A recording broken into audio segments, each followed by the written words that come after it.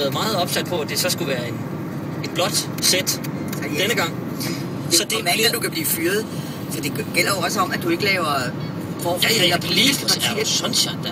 Så det bliver formanden for Venstres Ungdom. Det er godt. Han hedder Jakob. Han kommer i morgen. Hvad hedder han mere end Jakob? Schmidt. Jakob Schmidt. Jakob Engel Schmidt, faktisk. Helt, du har hele med. Godt med mellem. Han kommer i morgen, og ja, så må vi se, hvad det ender. De plejer at være fremme i skoen, de der ungdom. Ja. Det skal nok gå godt. Du tror du ikke? Jo. Godt. Sidder du klar og lytter? Jeg flytter mig ikke.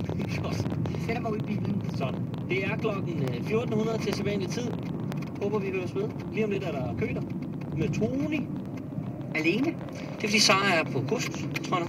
Det er klogt, men det er hun også klog i forvejen. Det er rigtigt. Det er jo Tony godt trænge til. Det er en anden snak. Tak for i dag. Farvel.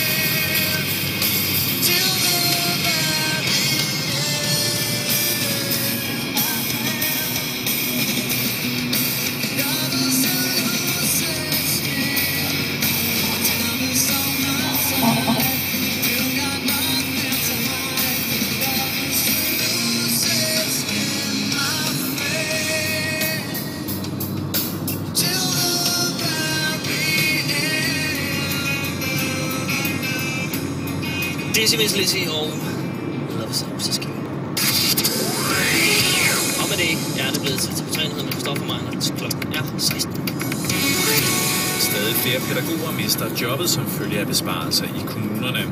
En opgørelse fra pædagogernes fagforening BUPL viser, at antallet af pædagoger, der bliver afskediget, er vokset dramatisk. I første halvår af 2010 har 443 pædagoger oplevet, at deres stilling er blevet nedlagt. og det er næsten lige så mange som hele sidste år. Dertil kommer, at mange kommuner skærer ned i pædagogernes timetal, så de ikke bliver afskediget, men må acceptere at gå på nedsat tid eller på anden måde forændre vilkårene for deres ansættelse. Det vækker stor undren på landets universiteter, og ikke mindst blandt de studerende, at regeringen nu vil droppe det 11. semester. Ordningen har siden januar givet nyuddannede akademikere mulighed for at tage et ekstra semester som alternativ til en plads i arbejdsløshedskøen. Men nu dropper regeringen ordningen igen efter bare 6 måneder. Og det forstår studiechefen på RUC, Inger Rossing Jensen, ingenting af. Ordningen er jo ikke engang evalueret. Der er jo ikke nogen, der har lavet en undersøgelse af, om nogle af de deltagere, der har gået på ordningen, om de er kommet i job, om de er kommet mere i job end dem, der ikke har gået på ordningen. Om ordningen er en succes, må altså stå hen i det uvisse. Men på Aalborg Universitet har Kirsten Simonsen i hvert fald haft stor gavn af det ekstra semester. Hun blev færdig som